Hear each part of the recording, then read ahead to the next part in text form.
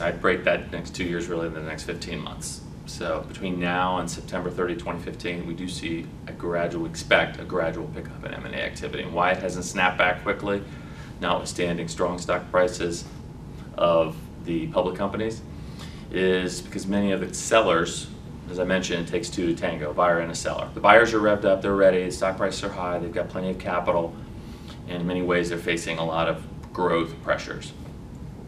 The sellers aren't all ready to be sold.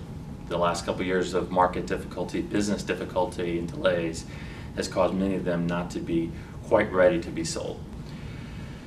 We're not necessarily predicting a surge because many of the sellers aren't quite ready to sell, but the buyers are certainly reaching out to sellers and candidates for acquisition.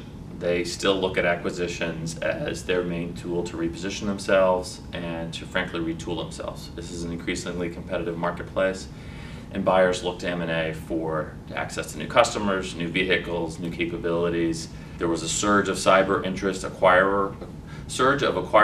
in gaining cyber capabilities and past performance really from 2007 through 2012. That's somewhat peaked as cyber has become more mainstream and embedded in all activities. And most firms have cyber capabilities, and it's on every company's website. So it's still coveted, and it's still a high area for growth, but it's not in scarcity like some of the other areas I mentioned.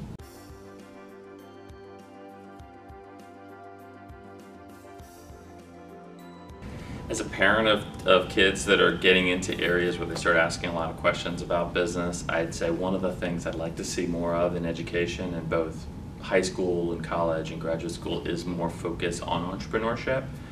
There's so much emphasis, especially during the financial crisis, about getting a job and getting the job. And the job, it seems like there's so much focus on working for somebody else that I'd like to see more emphasis on thinking outside the box and ways to do things better, which is really what entrepreneurialism is all about, is looking at a way to do something better and offering more value. So I'd love to see, there's plenty of books about it, but it doesn't seem like it's kind of worked its way into the education system as to teaching people about when to do something new, what's entailed, and why, seeking out those kind of market opportunities and taking the risk.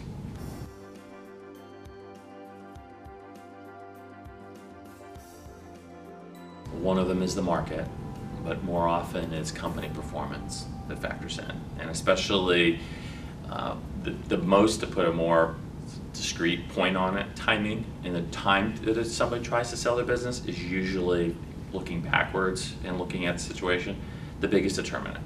And in business, companies are living, breathing animals. It's not like a home that you can only look at the real estate market, say, hey, it's time to sell, the market's good.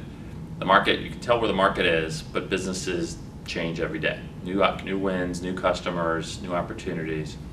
In most cases, the time period when a seller ought to be pursuing the sale of their business, they only want to try to sell once, is when they have some runway and some stability ahead of them, not a lot of uncertainties. Because the biggest killer of deals is not having the customer, something happen that was unexpected, or something not happen on the timeline that is expected. And that's very common with the government. So for things to be protracted, delayed, protested.